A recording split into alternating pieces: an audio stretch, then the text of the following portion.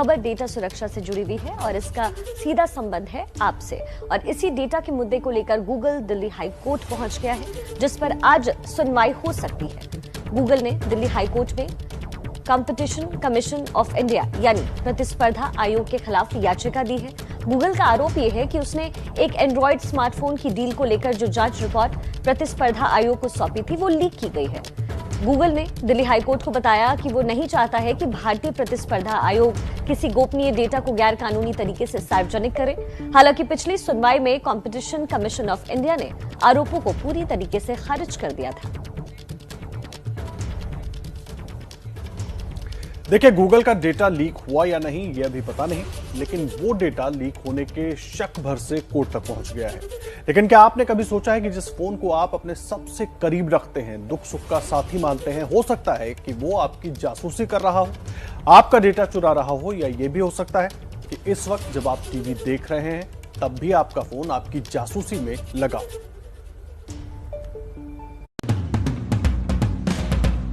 क्या आप smart mobile phone use कर,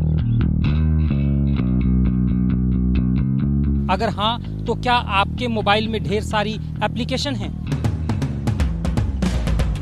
अगर इसका जवाब भी हाँ है तो आप गंभीर खतरे में हो सकते हैं।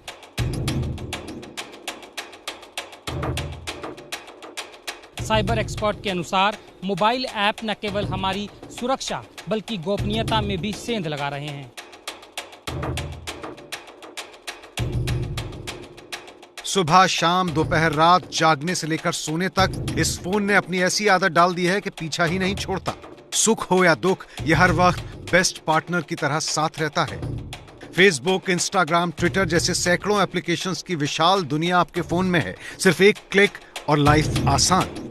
और टाइप करने का मन ना हो तो जवाब सिर्फ पूछने भर से मिल जाता है। यह तो बहुत साधारण सवाल था जिसका जवाब गूगल ने दे दिया। सच ये है कि आपके फोन के पास आपके जीवन से जुड़ी हर जानकारी है, जो डेटा की शक्ल में किसी और के पास जा रही है, और ऐसा करने की परमिशन आपने खुद दी है। बहुत से ऐपों में मैं भी नहीं देख पाता हूँ, जल्दी मैं इंस्टॉल करके आगे बढ़ जाता हूँ। ना पढ़े ही आगे ओके करते हुए नेक्स्ट करता हुआ सारा आगे कुछ कर दिया था। कुछ समझ नहीं आता है, कुछ जल्दीबाजी में भी कर देते हैं। इंस्टॉल करने के बाद बस ओके कर दिया, अपनी आईडी बनाई, बस हो गया काम। लगभग हर यूजर ऐसा ही करता है। टर्म्स एंड कंडीशंस कौन पढ़े, इतनी फुर्सत ही कहाँ है। परमिशन दो और ऐप इस्तेमाल करो। लेकिन अब जान लीजिए कि डेटा की शक्ल में आपने जो जानकारी ऐप्स को दी है, वो ऐप इनका कैसे इस्तेमाल करती है। कॉन्स्टेंटली आपके डेटा के उत्पन्न होने की प्रक्रिया में अपना हिस्सा देते हैं। अगर आप गूगल इस्तेमाल करते हैं और गूगल को आप वर्बल कमांड्स देते हैं, तो ना केवल आपकी वर्बल कमांड्स गूगल सुनता है, बल्कि गूगल के एम्प्लॉइज भी सुनते हैं। उदाहरण के तौर पर फेसबुक को ही ले लीजिए।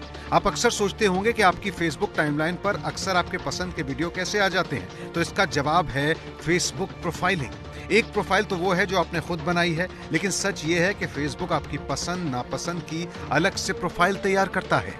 तो वो प्रोफाइल फेसबुक को ये बताता है कि आपको ये चीज़ पसंद है, ये चीज़ नहीं पसंद है। हो सकता है कोई वीडियो आप 2 सेकंड देखो या 10 सेकंड देखो, एक वीडियो आप हो सकता है 5 मिनट देख रहे हो, तो आप तो कहोगे कि मैंने तो वीडियो देखी, लेकिन फेसबुक इससे ये निकालेगा कि जो वीडियो आपने 5 मिनट देखी उस तरह का कंटेंट आपको पसंद है, और जो वीडियो आपने 2 सेकंड या 10 सेकंड देखी वो कंटेंट पसंद नहीं है। तो अगली बार आप फेसबुक खोलोगे तो जो आपने वीडियो 5 मिनट देखी उस तरह की वीडियो आपको ज़्यादा दिखेगी।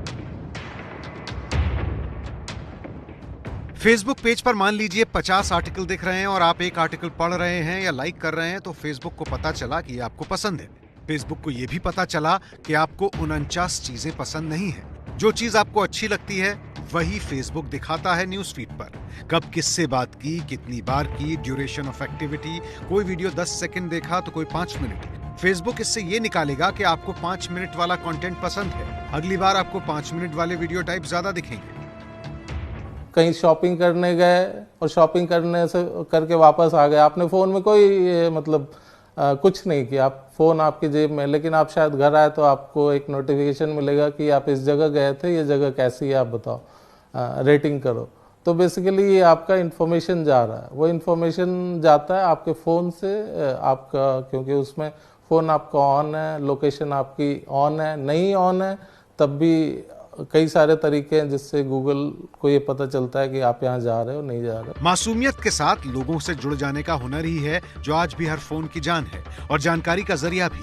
लेकिन सच ये है कि गूगल ये मुफ्त में नहीं करता, बदले में आपसे भी बहुत कुछ ले लेता है। ये भी फेसबुक की तरह यूजर का प्रोफाइल तैयार करता है। फेसबुक, गूगल जैसे ऐप्स आपकी जानकारी का इस्तेमाल अपने विज्ञापन बाजार के लिए करते हैं और उससे किसी न किसी शक्ल में मुनाफा भी कमाते हैं। तो ये बेसिकली बहुत प्रिसाइज टारगेटिंग होती है। जो एड्स बिजनेस है मतलब वो इसीलिए आगे है ऑनलाइन, क्योंकि बहुत प्रिसाइज टारगेटिंग होती है कि जो कंपनी बेचना चाह रही है या प्रोडक्ट बेच रही है, ये नहीं है कि उसने एक बिलबोर्ड लगा दिया, उसको 100 लोग देख रहे हैं, तो वो उसको जिसे बेचना है सिर्फ वही देख रहा है, क्योंकि फेसबुक के पास वो सारी इंफॉर्मेशन है जो दूसरों के पास नहीं है। या बात सिर्फ मुनाफे की नहीं है, सुरक्षा की भी है। फेसबुक और गूगल जैसी बड़ी कंपनियां अपने ग्राहकों को साफ साफ बताती हैं कि वो उनका डेटा कहां इस्तेमाल करती हैं। लेकिन ऐसे कई ऐप्स हैं जिनका इस्तेमाल करते वक्त सावधानी बरतनी जरूरी है, क्योंकि जासूसी के लिए भी ऐप्स का इस्तेमाल किया जा सकता है। कुछ ऐप्स आपकी बातें तक रिकॉर्ड कर सकते हैं, आपका निजी वीडियो भी किसी और के पास पहुंच सकता है, आपके बही खाते की जानकारी आसानी से लीक हो सकती है, आपकी निजता में सेंधमारी कभी भी हो सकती है। जब आप अपने मोबाइल फ़ोन में किसी एप्लीकेशन को डाउनलोड करते हैं तो वो एप्लीकेशन एक यूज़र से बहुत तरह की परमिशन मांगती है। हमेशा इस बात का ध्यान रखें कि जिस काम के लिए आप उस ऐप का इस्तेमाल करना चाहते हैं उसे सिर्फ उतनी ही परमिशन दें। और दूसरी बात, हमेशा किसी भी एप्लीकेशन को डाउनलोड करते हुए टर्म्स एंड कंडीशन जरूर पढ़ें। कैमरा पर्सन सुजीत सांवल के साथ मैं अभिनव गोयल, एबीपी न्यूज़, दिल्ली। तो जिन एप्लीकेशंस का जिक्र हमने किया वो आपका डेटा इकट्ठा कर रही हैं। उस डेटा को एक चरणबद्ध तरीके से सूचना में बदला जा रहा है और फिर उस सूचना का इस्तेमाल पैसे कमाने में होता है। ये खबर का एक पहलू है, लेकिन दूसरा पहलू ये भी है कि आने वाले समय में डेटा स्टोरेज की मांग बेतहाशा बढ़ने वाली है और इसलिए सरकार देश को बहुत जल्द ग्लोबल डेटा सेंटर हब बनाने में तब्दील करने जा रही है। आजकल कहा जाता है data is the new oil. मैं इसमें यह भी जोड़ूंगा कि data is the new gold. PM Modi ने यह बयान 23 सितंबर 2019 को अमेरिका के ह्यूस्टन में दिया था, वो भी हाउडी मोदी कार्यक्रम के मंच से। इंडस्ट्री फॉर 4.0 का तो सारा फोकस ही डेटा पर है। और 2 सालों बाद आज का सच ये है कि डेटा गोल्ड नहीं रहा बल्कि डायमंड हो गया है। इसीलिए केंद्र सरकार बहुत जल्द भारत को ग्लोबल डेटा सेंटर के हब में बदलने की तैयारी कर रही है। सरकार की कोशिश अगले 5 सालों में डेटा सेंटर के रास्ते देश में 3 लाख करोड़ रुपए का निवेश लाने की है। निवेश को आकर्षित करने के लिए 10 से 12 हजार करोड़ का इंसेंटिव यानी प्रोत्साहन राशि भी दी जा सकती है। हालांकि इस प्रस्ताव पर अभी अलग अलग मंत्रालयों के बीच ही मंथन चल रहा है। लेकिन अच्छी खबर यह है कि डेटा सेंटर बनाने के लिए अंतर्राष्ट्रीय कंपनियों की पहली पसंद भारत बनता जा रहा है। माइक्रोसॉफ्ट, अमेज़न और गूगल जैसी कंपनियों ने भारत में अपना डेटा सेंटर बना भी लिया है। अडानी और हीरानंदानी समूह भी एनसीआर में डेटा सेंटर्स बनाने जा रही हैं। कि भारत एक बहुत विशाल ई कॉमर्स मार्केट है और क्योंकि यहाँ पर बहुत कॉम्पिटिटिव लेवल पर प्राइसिंग होती है, इसलिए लोग चाहते हैं, राष्ट्र चाहते हैं कि भारत एक ग्लोबल डेटा हब बने, ताकि जो वर्तमान डेटा हब हैं और वो जो अनाप शनाप की आर्बिट्ररी स्टीप प्राइसेस लगाते हैं उनसे उनका छुटकारा मिल सके।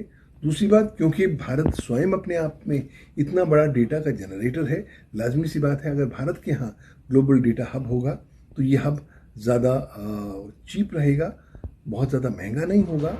अब आपके मन में सवाल ये आ रहा होगा कि आखिर सरकार ऐसा क्यों कर रही है? भारत को डेटा सेंटर हब बनाने से क्या फायदा मिलेगा? तो इसकी कानूनी वजह यह है कि सरकार ने डेटा प्रोटेक्शन एक्ट के तहत देश के भीतर डेटा सेंटर्स बनाए जाने को जरूरी कर दिया है। यानी देश की सूचना देश में ही रहे। लेकिन बात कानून से बहुत आगे की है। डेटा सेंटर बनाने से भारत में विदेशी और घरेलू निवेश बढ़ेगा। निवेश बढ़ेगा तो नौकरी के अवसर बढ़ेंगे। डेटा सेंटर बनने से देश की अर्थव्यवस्था भी मजबूत होगी। पिछले कुछ सालों में देश में डिजिटल इकोनॉमी लगातार बढ़ रही है। ऑनलाइन व्यापार बुलंदियों को छू रहा है।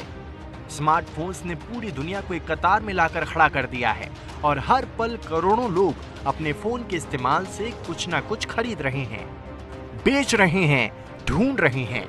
एक बड़ी कंपनी से लेकर आम आदमी तक इंटरनेट पर एक्टिव है और डेटा की शक्ल में हर छोटी से छोटी सूचना को स्टोर करना जरूरी है और स्टोरेज का काम डेटा सेंटर्स ही कर सकते हैं। भारतवासी इतना ज्यादा डेटा रोज उत्पन्न करते जा रहे हैं कि हमें आभास भी नहीं है कि एक नई क्रांति आ गई है, जिसे मैं भारत की डेटा की उल्टी क्रांति बोलता हूं, यानी कि the great Indian vomiting revolution. कहीं ना कहीं वो डेटा जा रहा होता है, वो जाता है अल्टीमेटली एक सर्वर पर, एक डेटा फार्म पर, एक ऐसी जगह पर जहां पर बहुत सारे बड़े बड़े कंप्यूटर, बड़े बड़े सर्वर रखे होते हैं और ये सर्वर लगातार आपके डेटा को 24/7 बेसिस पर कॉन्स्टेंटली एकत्रित करते रहते हैं, उसको स्टोर करते रहते हैं। आईटी सेक्टर में भारत का कोई मुकाबला नहीं। आज भारत के आईटी प्रोफेशनल्स पूरी दुनिया में अपनी सेवा दे रहे हैं और डेटा सेंटर बनाने की राह पर देश आगे बढ़ा तो आईटी इंडस्ट्री नए मुकाम तक पहुंच जाएगी और सिर्फ आईटी ही नहीं, व्यापार के हर क्षेत्र को आगे बढ़ने का बम्पर मौका मिलेगा।